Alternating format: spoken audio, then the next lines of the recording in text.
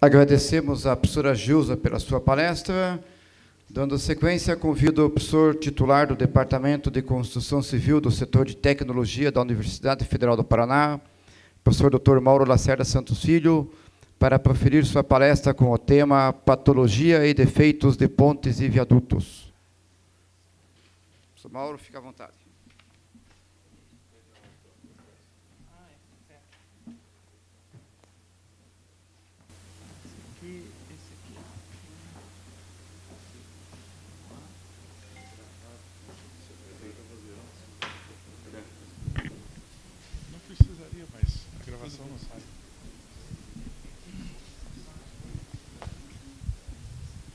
Bom dia a todos. O professor William disse que eu tenho até as 2 horas, porque, se não me engano, há também uma possibilidade de 2h45. Melhor até, porque se dá tempo, vou até tirar o relógio para esquecer. Eu estou de regime, por razões médicas, assim todos me acompanham. Vou tentar ser o mais breve possível, obviamente.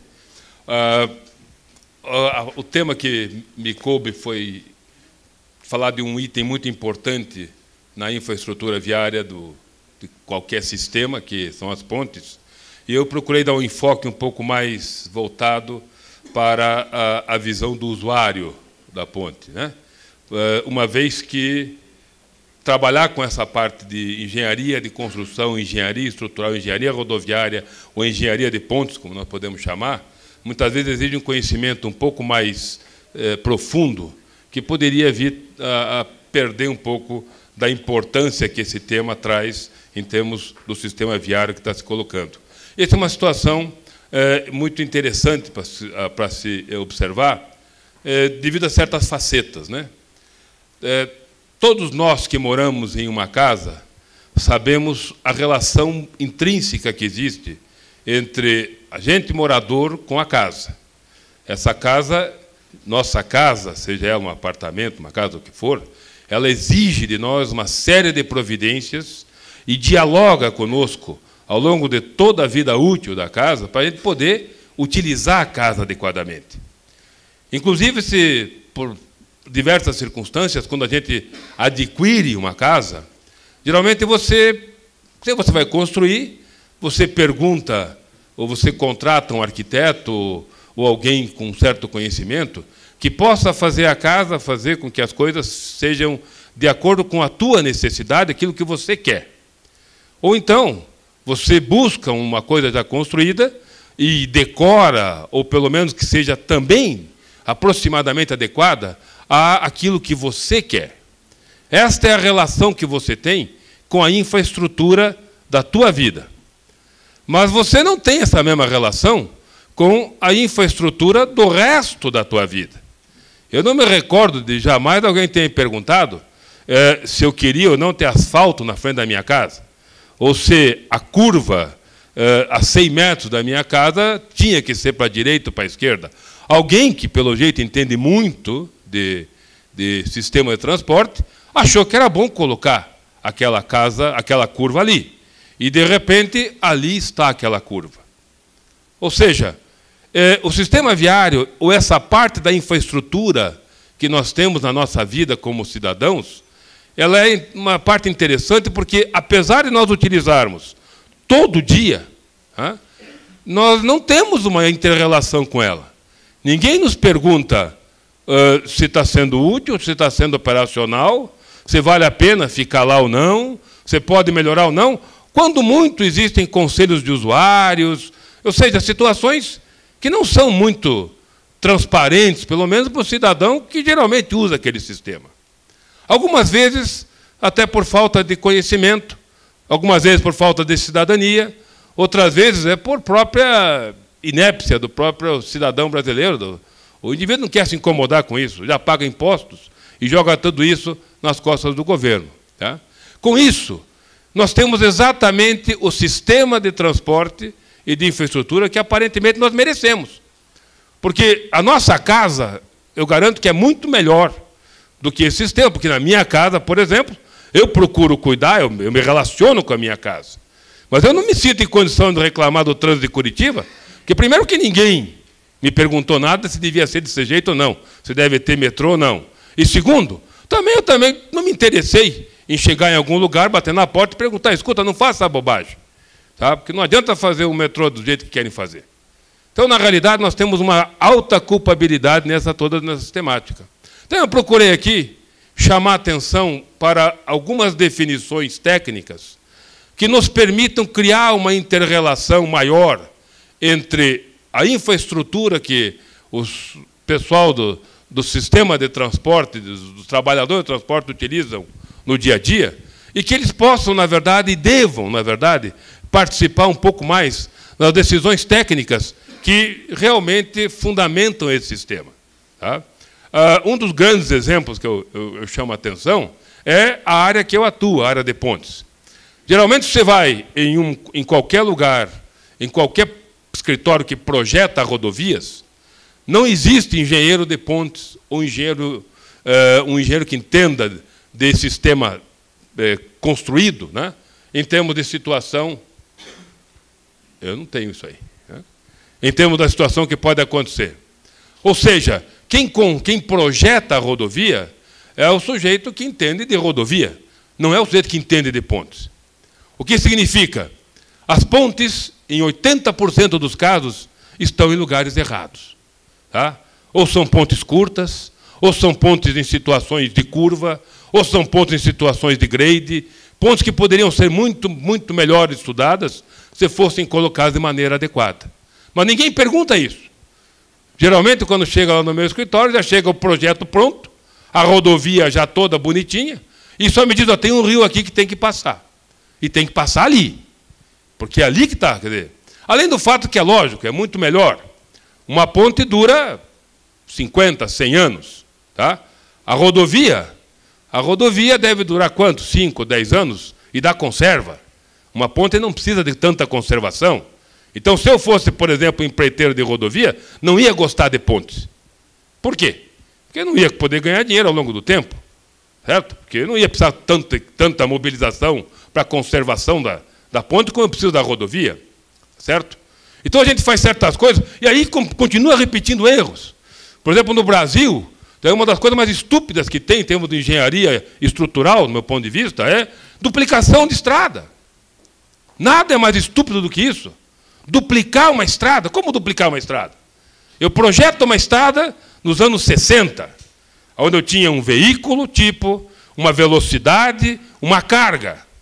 Aí, devido a uma série de questões que a própria mídia utiliza, o que é que nós fazemos?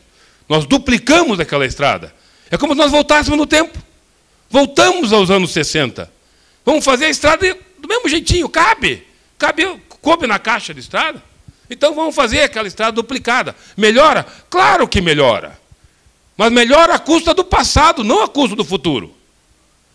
Se qualquer lugar um pouco mais inteligente, o que é que faria? Faria outra estrada, lógico. Veja, mudou a carga, mudou o veículo, mudou a cidadania das pessoas que estão usando. Tá? A cocaína, como foi visto agora há pouco, hoje está disponível motorista de caminhão. Há 30 anos atrás era coisa de rico, vamos supor. Não, mas vamos duplicar a estrada. E todo mundo bater palma. Espera aí, não precisamos duplicar. Temos que ter outra estrada. Então, quer dizer, todas essas situações, por que elas acontecem? Porque, veja bem, o usuário não está reclamando. O usuário que é isso. A relação do usuário com aquela infraestrutura só acontece, bom, se ele é vítima de um acidente, se alguém da família é vítima de um acidente, sei lá, porque qualquer outra situação, você paga o pedágio e vai embora, aparentemente é isso que ocorre. Então, o que eu estou procurando colocar aqui é deixar claro que aquele cara que é leigo em engenharia, ele é muito importante para dar o seu suporte, dar a sua decisão, a influenciar as coisas que nós fazemos, o que são feitas nos sistemas viários. Assim como o mesmo sujeito que é leigo em engenharia e arquitetura é importante para fazer com que a sua casa funcione bem. Então, nós não podemos nos furtar a esse tipo de atuação. Então, quando eu coloquei aqui o que eu quero falar rapidamente, sempre do ponto de vista do usuário, procurando limitar o máximo possível as circunstâncias técnicas, para até a gente não se perder do almoço rapidamente. Né? Alguns conceitos básicos. Eu gosto desse conceito que a gente usa para pontes de concreto, isso vale para qualquer tipo de pontes, porque uma ponte, né, por exemplo, eu tenho que projetar, construir e operar a ponte, de tal forma que aí começa uma primeira situação. Uma estrutura, ela não é estática, ela é um equipamento, como a minha casa. Não adianta ter uma casa bonita. Se ela não funcionar, se ela não operar, não me adianta. Eu não consigo morar dentro, eu não consigo fazer com que os banheiros funcionem. Assim é uma ponte. Uma edificação, uma ponte, tem que ser operada. É um equipamento, tem que ter o cuidado. O teu carro só é o teu carro porque você usa. Você não iria comprar o carro porque ele foi bem feito, ele foi bem projetado e pronto. Você vai ter que comprar porque ele é operacional. Isso vale para a infraestrutura logística, isso vale para a ponte. Tá? De tal forma que, sob as influências do meio ambiente, mantenham a sua segurança, a ponte tem que ser segura, tem que ter boa servicibilidade, tem que ser útil. Não adianta fazer uma ponte, se ela não é útil, ninguém vai cruzar. E tem que ter uma aparência aceitável. Isso é técnico. Uma estrutura, ela tem que ser bonita. Como diria Vinícius, as feias que me desculpem. Mas o efeito estético é fundamental. No instante que eu faço alguma coisa que esteticamente agride tanto o ambiente quanto o usuário, o cara não vai usar, é colapso. É colapso. Ah, o cara não vai usar, eu tenho medo de eu ler aquele negócio. Esse troço não vai ficar de pé. Por mais que está de pé, estão usando, eu não vou passar por cima. Então eu preciso ter a noção de aparência aceitável também. Isso é fundamental. E que isso possa acontecer durante um tempo, tá? Isso é importante. Pontes, elas têm começo, meio e fim. Tá? Nós fazemos alguns milagres. Nosso sistema viário tem pontes hoje que estão chegando aí a 60, 65 anos de idade. Nós estamos recuperando. Eu tenho recuperado uma meia dúzia de centenas de pontes por aí. Tá? Mas é um milagre da coisa. Um dia, essas pontes vão cair. Eu preciso pensar como é que eu vou substituí-las. Ou numa nova estrada, ou numa nova situação. Porque elas vão... Não adianta esperar cair. Tá? Isso eu sei que vai acontecer. E isso tudo tem que acontecer ainda sem ter um custo de manutenção que seja razoável. Esse custo de manutenção tem que ser razoável. E, para ser razoável, o que é fundamental? Tá? Que ele seja bem feito.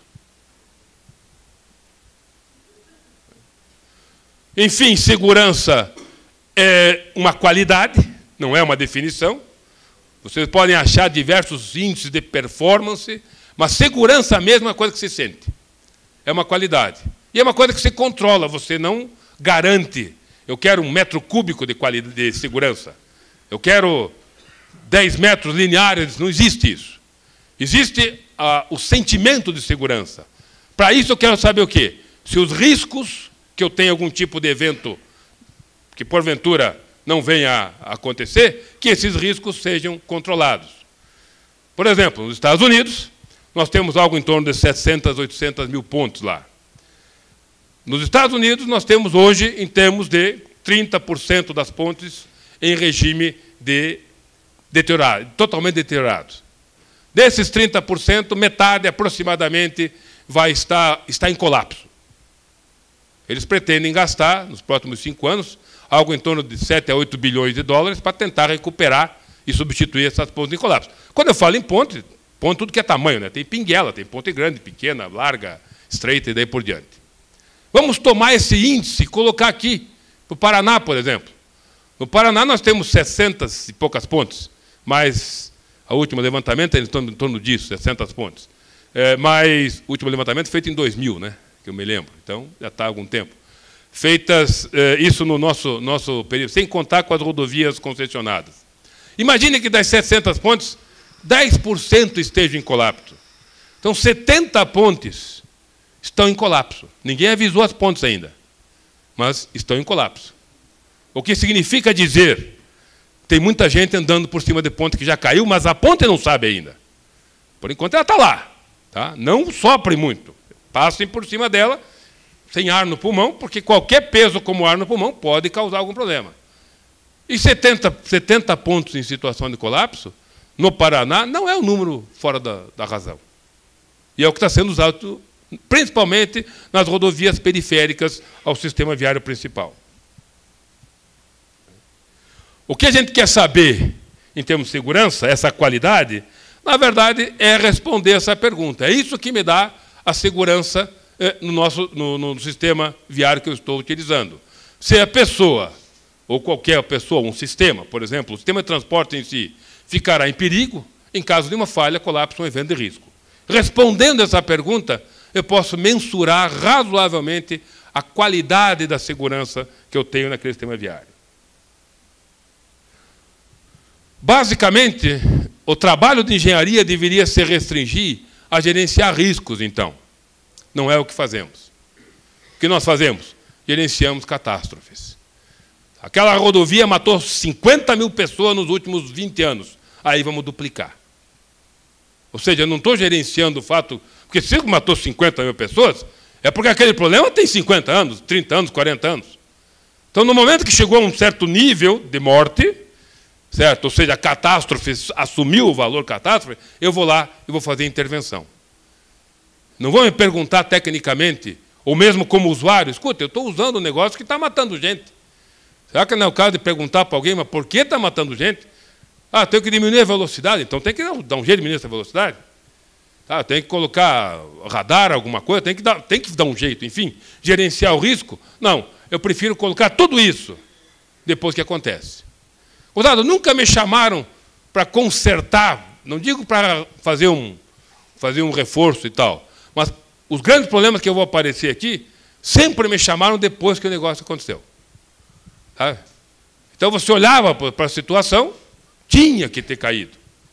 Eu não posso dizer como é que aguentou tanto tempo, mas tinha que ter caído. Caiu, aí chamam você para fazer outra. Será que ninguém viu que o troço estava caindo? Pô? Tem um exemplo aí da rodovia aqui da 116, uma catástrofe bem interessante, famosa dos últimos anos, que aconteceu isso. E a grande desculpa qual foi? Choveu. A chuva, caiu muita chuva. Sabe? Porque no Brasil, no sul do país, principalmente, chove. E derrubou aquela ponte naquele dia.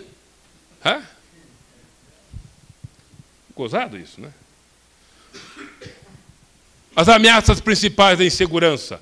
O que é que nós, como usuários, acabamos contribuindo para aumentar a nossa falta de segurança? A ignorância. A gente não sabe o que está acontecendo, a gente delega, né? O DR sabe mais que nós, realmente sabe, mas... o prefeito sabe mais que a gente, o governador, então... Você acaba delegando a essas pessoas responsabilidades que às vezes elas também não sabem. As incertezas, choveu. Eu não tenho como controlar a chuva. Eu tenho como controlar o efeito de chuva. E as complexidades. Os nossos problemas não são simples. Problemas de engenharia são problemas relativamente complexos mesmo. Então, eu sozinho eu posso dar uma opinião, como cidadão, mas eu preciso de um suporte técnico que possa me auxiliar na hora de tentar resolver, ou pelo menos minimizar ou gerenciar o risco de qualquer evento. Voltando às pontes, então, por que esse assunto que a gente propôs ao professor William, que até agradeço de antemão a honra de ter me convidado, né? Por que colocar isso aqui? Porque, se perguntarem para mim, a rodovia nada mais é do que um detalhe que liga pontes. Tá? Porque, para mim, a ponte é mais importante do que todo aquele asfalto. Tá? Lógico que a minha visão é parcial, mas eu vou ser obrigado a dá-la. Né? Agora, imagine um mundo sem ponte. Mundo com estradas ou sem estradas a gente faz, tá certo? Eu me lembro uma piada que sempre falava, olha, como é que nós projetamos estrada aqui? A gente joga o burro, deixamos o burro ir até onde ele vai. Vamos seguindo o burro. Por onde o burro passa, a gente faz a estrada. Se não tem burro, chama o engenheiro.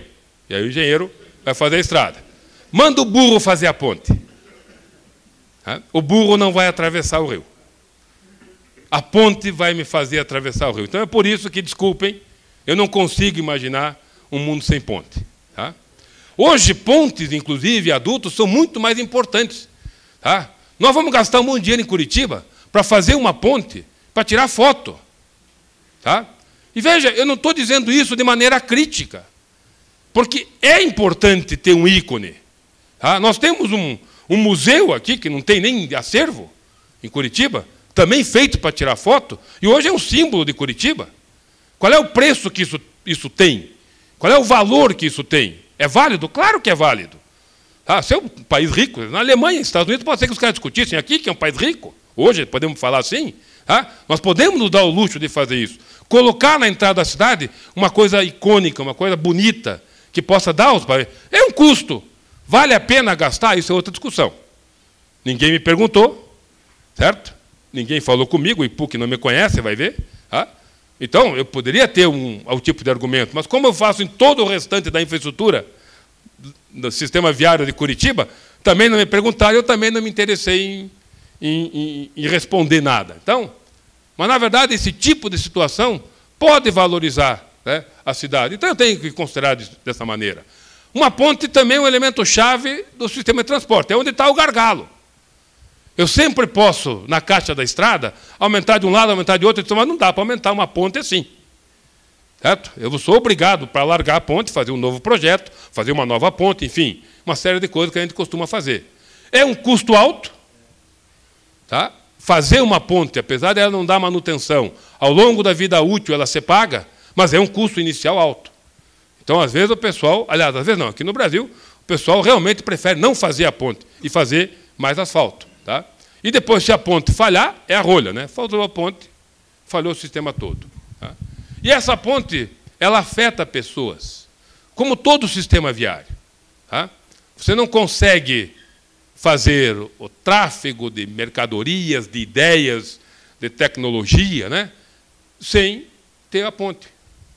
O grande prejuízo, por exemplo, que nós tivemos quando caiu a ponte do Capivari, qual foi? Não foi o problema do tomate que vinha de Sorocaba para Curitiba. É que pela ponte passava o cabo de fibra óptica que ligava o sul do país com São Paulo. E aquele cabo caiu com a ponte. Quando caiu com a ponte, nós ficamos 4 dias, se não me engano, sem trocar informações com São Paulo. Imagine um banco sem poder trocar informações com Brasília e com São Paulo por causa disso. Esse foi um prejuízo incalculável, porque na ponte, todo mundo achava, não dava para passar caminhão, mas tinha uma outra ponte do lado. Mas aquela ponte do lado não tinha o cabo. Então, essas situações dizem que pontes, elas afetam muito mais do que a gente imagina as pessoas. Né? Alguns exemplos de pontes, só para colocar, ponte 25 de Abril em Portugal, uma ponte estreada na Alemanha, essa ponte, uma ponte histórica de mais de 600 anos na Bósnia. Essa eu estou colocando aqui para mostrar que estruturas morrem. Essa ponte, rest in peace, porque essa ponte foi bombardeada durante a Guerra das Bósnias no século passado, e não existe mais, uma excepcional obra de engenharia. Então, a gente mata pontes também. Né? A ponte Ercílio Luz de Florianópolis, essa ponte sobre o Rio Tijucas, na 101. Esse projeto está mal cuidado, dá para você ver. Projeto nosso também, estrutura pré-moldada. Né? A ponte no Colorado, pontes em arco metálico. Isso aí só apenas para mostrar algumas figurinhas. Uma ponte no Rio Itacorubi, em Florianópolis, é uma ponte em laje, uma ponte extremamente esbelta. A solução teve que ser dada assim, porque aquilo ali é um mangue enorme, não tinha como fazer. O problema aí foi uma coisa interessante, porque havia um problema de navegabilidade no rio. Aí fui falar com os caras que tinham bolado a estrada e disse, é muito fácil, me dá mais 4 metros, eu faço a ponte. Só que para fazer mais 4 metros, eles tinham que vir com um aterro de aproximação a, sei lá, 300 metros para baixo, em cima do mangue. Não tinha como fazer esse aterro, tiveram que fazer a ponte. Foi a única vitória que eu tive até agora, onde a ponte foi feita do jeito que eu queria, e não do jeito que o pessoal da estrada queria. Porque era mais caro fazer o aterro de aproximação, os 2 aterros de aproximação. Pontes podem ser de diversas maneiras, de alvenaria, madeira, aço, concreto, estou colocando aí alguns exemplos. Né? Pontes podem ser quanto à finalidade, pode ser ponte ferroviária, uma ponte rodoviária, uma ponte canal, ou seja, nesse caso o rio passa por cima da ponte e não por baixo. Então isso aí é para situações de alguns sistemas viários, algumas passarelas. Nós temos pontes para os aquedutos, ainda são em algumas regiões do mundo utilizados. Podemos usar ponte como residências, né? Infelizmente, essa realidade ainda existe. Essa é uma ponte sobre o rio Camboriú, é projeto nosso. A gente fez o alargamento da ponte alguns anos atrás, quando da concessão, antes pouco da concessão, e fui surpreendido, havia 2 apartamentos embaixo da ponte, moravam 2 famílias, 15 pessoas, muito bem organizada, inclusive, apesar da aparência externa estar ruim, a aparência interna eram casas mesmo, por embaixo da ponte. Havia uma vibração meio chata, mas o cara dizia que, durante a noite, lembrava pingo de chuva. Então, que seja. Tá? E foi um custo tirar as pessoas dali, inclusive, para poder consertar a ponte. Hein? Rapaz, tinha um gato elétrico e tinha, na época tinha radar, não é satélite. Do outro lado tinha um satélite. A gente descobriu que tinha gente morando, por causa que ficou esquisito ver aquela antena de satélite do lado da ponte. Só não tinha código postal, essas coisas eles não tinham. A ponte tinha. Pontes podem ser móveis. Nós projetamos uma em Laguna, muito bonita, porque nem essa giratória aqui, mas não chegou a ser construída. Quanto à forma estrutural, né, pontos em laje, algumas das trincheiras estamos fazendo agora. Acabamos de fazer projetar 2 aqui na Candorrar, estamos seguindo aquele processo ali de cima. Estruturas desse tipo. Né. Enfim, isso é mais para reconhecer a morfologia das soluções que nós temos de pontes. Né. Estamos na moda agora essas pontes suspensas e pontes estaiadas, como essa que nós vamos construir aqui. São pontes, apesar do gigantismo, etc. e tal, são pontes com uma modelagem relativamente simples, ou seja, não tem nada de fora do comum, né? Apesar de ela fica esteticamente muito agradável, vence grandes vãos, que é uma maravilha. Isso é outra coisa. Essas pontes todas têm um objetivo, né? O objetivo é vencer grandes vãos. A nossa ponte estaiada aqui vai ter 90 metros. 90 metros não é vão, 90 metros é pinguela, hein? Hein? Com menos sustentação embaixo, exatamente. Agora, 90 metros você poderia fazer diversas outras soluções muito mais baratas. Não ficariam tão bonitas. Não obedeceria ao critério estético que a gente colocou. Então, eu repito, não é uma crítica, mas é uma situação onde você está pagando pela estética, tá certo? Está pagando pela estética. E eu repito que é um argumento tão viável quanto um argumento técnico. Eu quero ter uma coisa bonita em Curitiba. Então, eu não sou absolutamente contrário a ter uma ponte dessa. Agora, se me perguntarem se gastar 50 milhões num negócio desse é válido, aí é outra conversa que eu não vou responder, obviamente. É bom lembrar que pontes é uma coisa muito antiga, né? Era uma situação quase que intuitiva. Você tinha que passar do rio, tinha que ir para o outro lado. Então, o que aparecia no meio que atravessava o rio, uma árvore caída, uma ponte de pedra, alguma coisa, ainda servia para isso aí. E o pessoal utilizava mesmo. Né? Primeira ponte pêncil que a gente viu, né? Por exemplo. Pontes naturais, né? Uma árvore caída, um emaranhado de cipós, ou de árvores que permitia esse tipo de movimentação. Veja que as pontes que nós projetamos hoje são iguaizinhas. Eu não tenho árvore caída, tenho viga de concreto, não tenho cipó, eu tenho cabo de estais, mas é a mesma ponte. Estruturalmente não muda. Essa é uma outra grande vantagem das pontes. Apesar da gente inventar muita coisa, o próprio pessoal da arquitetura não pode dar muito pitaco. Né? A ponte é bonita até porque ela é simples, ela é objetiva. Tá? Posso até pintar de azul, amarelo, verde, mas ela é objetiva. As pontes históricas, por exemplo, isso aqui na região de Stonehenge, na Inglaterra, quer dizer, o cara ele próprio criava, obviamente, para passar por aqueles creeks, aqueles pequenos riozinhos, dessa região de Stonehenge, que é muito cheia de meandros, né? Então, tinha pontes já criadas com pedra lascada. Né? Algumas pontes, essa ponte de pedra de Portugal do tempo dos romanos, né? Observe que eram situações extremamente, como se fossem calçadas, colocadas. Aquela ponte lá no estado de Utah, Ponte do Sol, chamada Ponte do Sol, no estado de Utah, nos Estados Unidos. Então, são situações históricas que, na verdade, a gente está emulando apenas, né? Repetindo com uma sofisticação que os tempos nos deram, em termos do que pode ser feito agora. Essa é outra ponte também, né, na Inglaterra.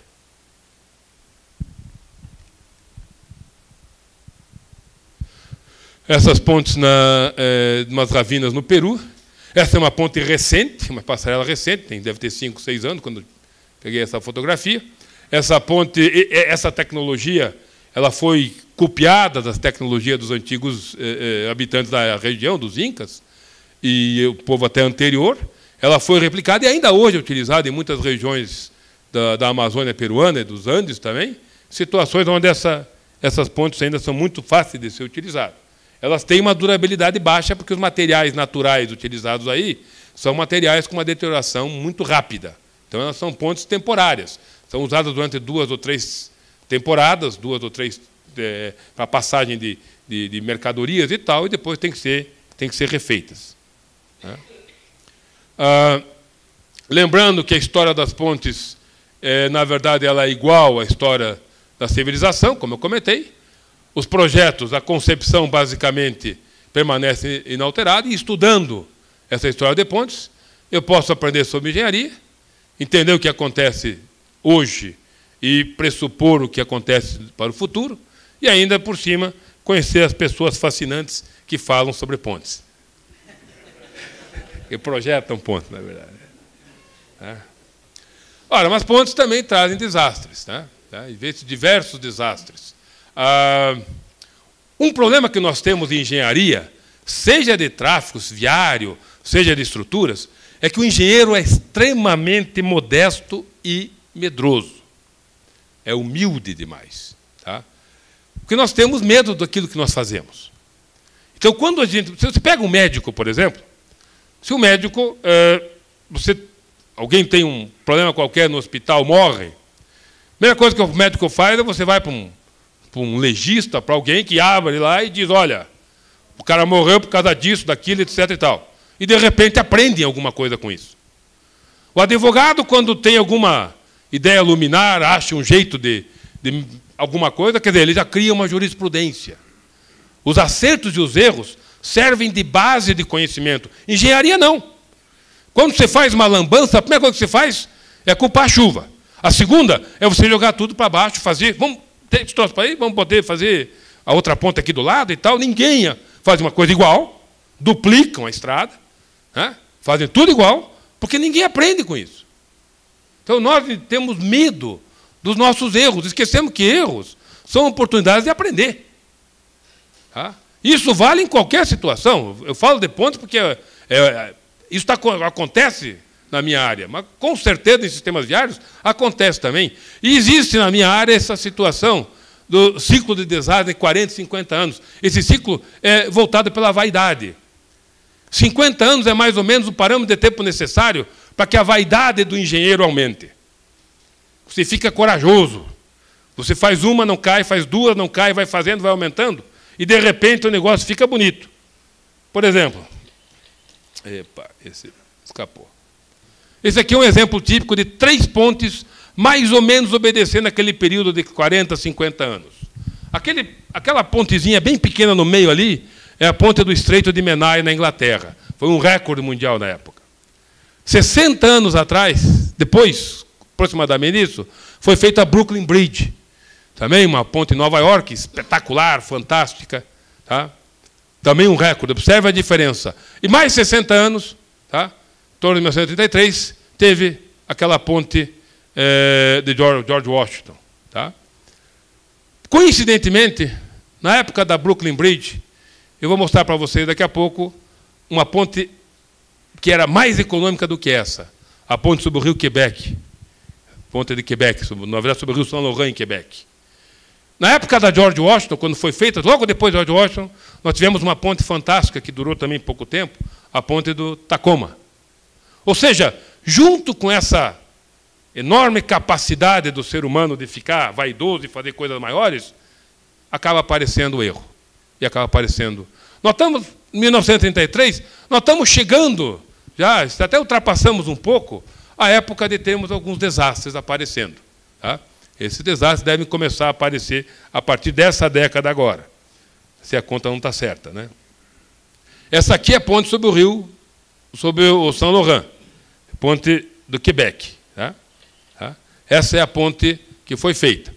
Essa ponte foi uma ponte extraordinária, um recorde mundial na época, Porque essa ponte foi construída com 20% do material necessário se comparada com qualquer outra ponte similar da época. Os caras economizaram 80% do material. 80% do material. Teve só um problema essa ponte. Ela durou 15 minutos. No dia da inauguração, a ponte ficou assim. Porque não se faz milagre em engenharia. Se alguém chegar para você de engenharia não é que nem remédio. Você vai numa farmácia, você compra um remédio que sai 100, os caras te vendem por 40. Né? Depende da farmácia, você bota o polegar lá, não sei o quê, te vende por 40. Das duas, uma. Ou o cara não sabe quanto custa o remédio, tá? Ou alguém fez alguma burrada grande aí, alguém está roubando aí. Como é que o cara decente dá 40%, 60% de desconto? Em engenharia não se faz isso. Se você tem um projeto, e nesse teu projeto você conseguiu economizar metade do que se faz no dia a dia, com certeza você errou. Refaça teus cálculos. Não existe milagre em engenharia. Tá? Essa é a grande prova. Tá? A vaidade levou os caras a fazer um modelo extraordinariamente simples, sem travejamento, sem contraventamento, sem nada, e a ponte caiu. Não tem como fazer diferente. Realmente ela tinha que cair, como caiu. Inclusive, se vocês... existe uma história na engenharia canadense que, após esse desastre foi no final do século XIX, após esse desastre, todo engenheiro do Canadá, primeiro o engenheiro civil e depois outros engenheiros, ao se formar em engenharia, ele recebe, como um anel de grau que nós temos aqui, ainda temos aqui no Brasil, lá no Canadá ele recebe um anel de aço escovado, onde ele tem que usar sempre no dedo menor da mão que ele escreve. E, por tradição, esse aço vem da ponte do Quebec. Para que o cara, quando estiver trabalhando, nunca esqueça da humildade de saber que ele não sabe tudo. Porque se ele achar alguma coisa espetacular, ele pode acabar derrubando a ponte. Obviamente que se tivessem usado, de tanto engenheiro que já formou no Canadá dessa época para cá, se fosse tudo do aço do Quebec, a ponte não teria caído, provavelmente, mas vale como uma tradição. Né? Essa ponte é engraçada, inclusive, porque depois que eles fizeram a ponte, eles refizeram a ponte, e ela tinha uma caveira de burro, provavelmente em algum dos pilares aí enterrada, porque durante a nova ponte, a nova confecção, a ponte toda reforçada, quando foram colocar o vão central sofreu um colapso também e caiu, atrasando ainda mais. Essa era uma ponte que talvez não tivesse sido construída. Né? Hoje a ponte está construída. Observe que a diferença de material já ficou muito melhor do que aquela lá. Né? Não se faz milagre. A ponte do Tacoma, eu não tenho filme aqui, mas todo mundo já conhece, né, de antemão o que aconteceu. Essa ponte é uma ponte extremamente esbelta, e num lugar que... Quem é que derrubou a ponte? Aí não foi a chuva, foi o vento. Que maldade, né? Isso aí era um túnel de vento, é um vale, né? Néros é um vale, e, infelizmente, a velocidade do vento acabou atingindo a frequência de ressonância da ponte. Essa ponte ficou vibrando quase 11 horas. Que ela, por incrível que pareça, resistia bravamente à vibração, à flexão. Ela tinha um modo de vibração, uma flexão muito legal. Até a hora que, por alguma razão, o vento mudou, deu uma turbulência, e, em vez de vibrar, ela começou a torcer. Quando começou a torcer, não conseguimos fazer mais nada com ela, e ela caiu. Hoje, a ponte tem esse formato aí. Dá para observar que agora está bem resistente à torção. Né? Essa ponte do Capivari, aquela que a chuva derrubou, uma ponte interessante também. Né? Mais uma vez, uma ponte projetada pelo cara da rodovia. Né? Você tem uma ponte, você vem de um certo local alto, quem se lembra aquela passagem da represa, você desce inclusive numa curva, né? Lá embaixo você atravessa a ponte e depois sobe pela rodovia direto. Então, se você olhar uma estrutura como aquela topografia, lógico que precisa de uma ponte onde? Saindo do topo e chegando no topo. Por quê? Porque o caminhão, só para subir e para descer, além do desgaste do caminhão, além do problema de ser isso aqui em curva, de entrada e de saída, tá? Além de todo o custo que isso dá social, tá certo? Isso aí aumenta o tal do custo Brasil. A segurança de você entrar numa ponte em curva e sair de curva é um problema sério. Além do fato que aquilo ali é uma região de aluvião. É uma região, é uma barragem, é um lago, tá? De uma região onde o terreno tende a ser um terreno colapsível. Tá certo? Inclusive, é engraçado que do lado dessa ponte, o que derrubou a ponte foi o fato que o terreno caiu, né? Do lado da ponte, do outro lado da ponte nova, que estava lá, tá? Tinha um enorme buraco também. Que aquela região toda cai. Então, o que é que você tem que fazer? Lógico, se a região toda cai, porque para uma região de serra, uma região que é assim que se espera, você tem que aumentar a ponte. Tem que sair dessa região. Faz ela um pouco maior, evita um problema como esse. Aí o pessoal da engenharia lá dizia, mas professor, mas como é que a gente ia esperar? Isso aqui sempre está caindo, está se movimentando. Como é que o senhor quer que a gente fique de olho nesse negócio? Como é que a gente quer que a gente acompanhe? Meu amigo, olha em volta aqui, o único lugar que tem uma ponte é aqui. Não estou pedindo que você olhe o que está caindo em volta. Olha onde está a ponte. Vocês não olharam nem onde está a ponte. Deu o que deu. Isso são 20 mil metros cúbicos de terra que se movimentaram. Você não segura 20 metros cúbicos de terra, tá? Sendo que do outro lado segurou. A outra ponte, tá? Ela não está lá naquela ponte só para ser ponte. Ela está segurando o terreno. A outra ponte não fez com que todo esse maciço viesse, tá? Porque a outra ponte segurou o terreno. Porque o terreno já estava fissurado, inclusive, do outro lado. Mas a outra ponte é mais robusta, conseguiu segurar. Então, as situações que você vê da situação do usuário, isso aqui é uma outra vista, tá? O movimento das peças. Tá? Você tem uma ideia o quanto foi cortado, naquela árvore ali deve ter uns 6 metros aproximadamente, o terreno teve a clivagem violentamente, né? E a ponte colocada lá. Então, a primeira ideia dos caras foi, bom, vamos tentar evitar esse problema.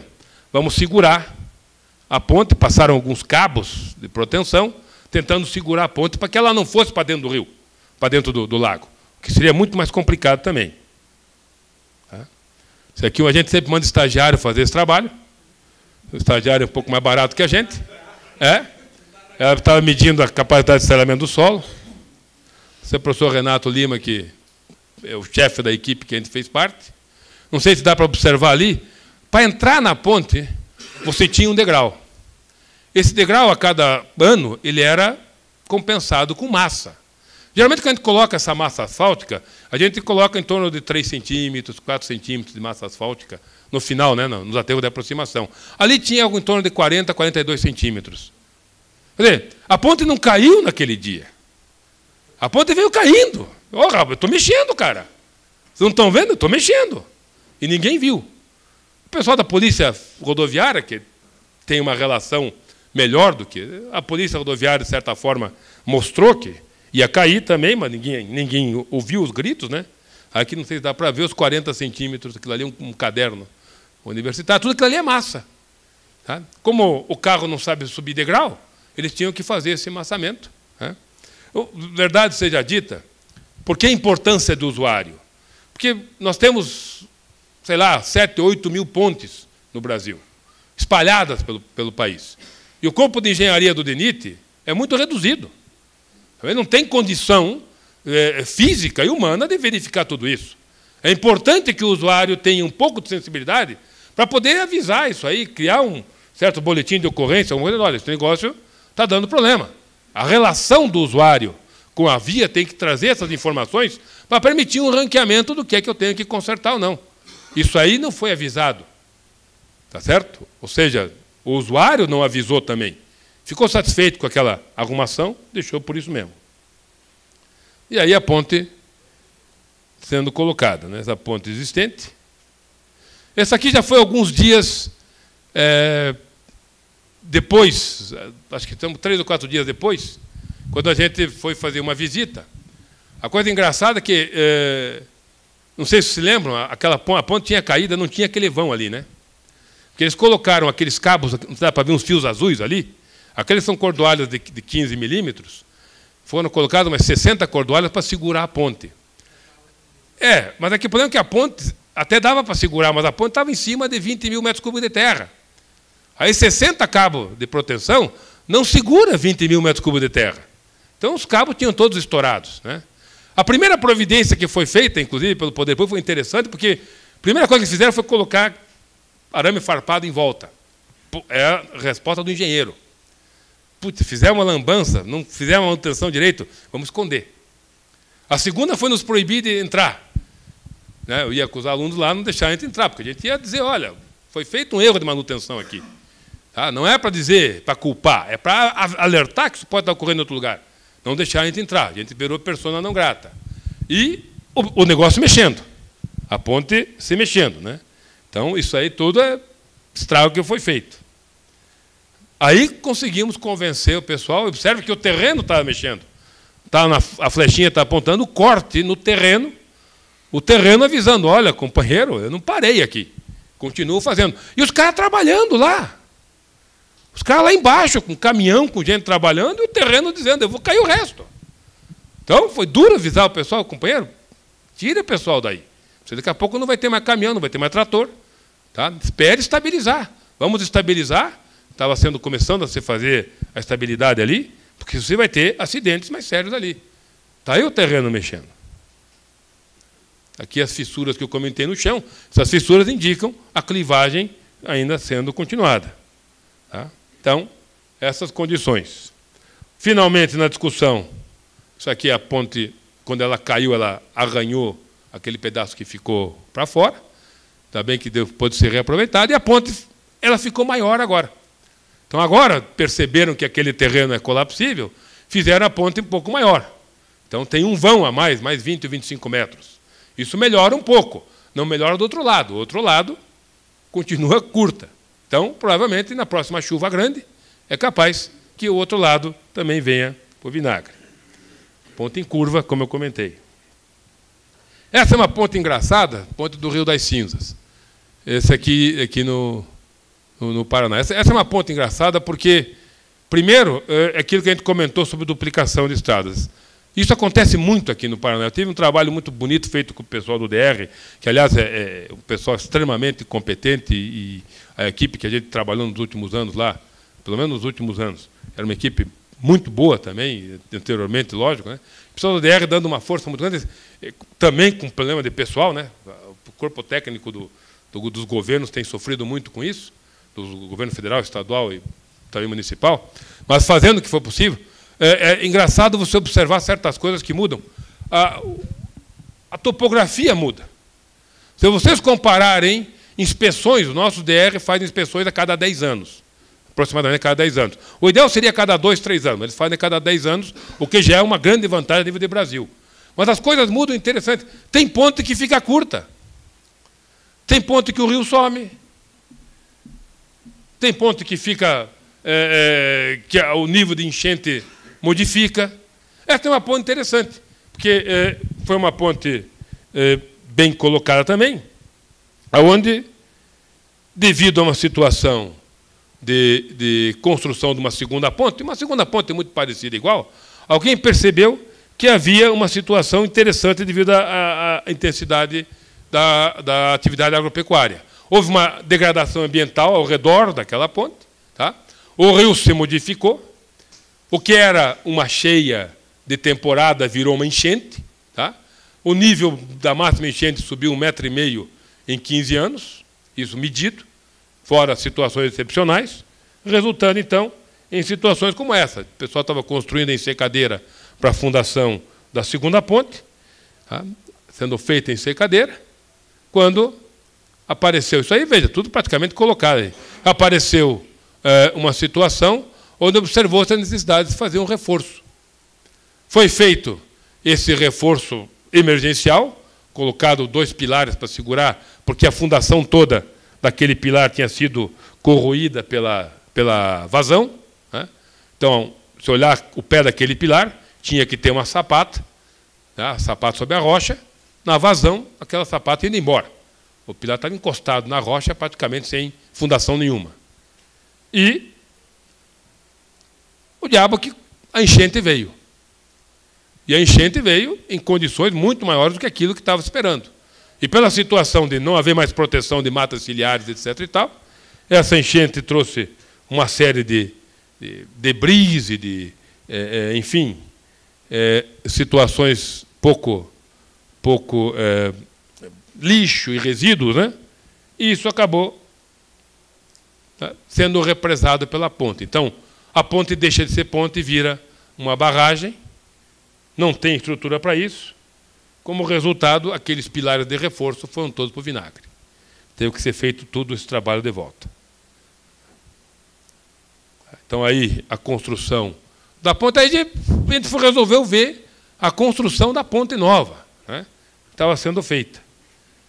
Essa é a construção da ponte nova, e aparece a coisa engraçada. Isso aqui é a viga da ponte nova. Tá? Aí eu perguntei para o cara, vai concretar como isso aí?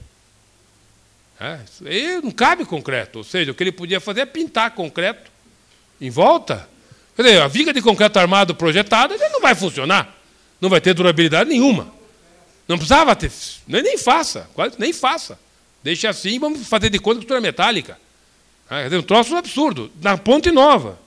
E aí foi feita a ponte nova. Né? Resultado, a ponte foi feita no mesmo nível da ponte existente. Não se aprendeu isso. Mudou o rio, mudou a enchente, mas não vamos mudar o projeto. Vamos repetir, porque vai que essa ponte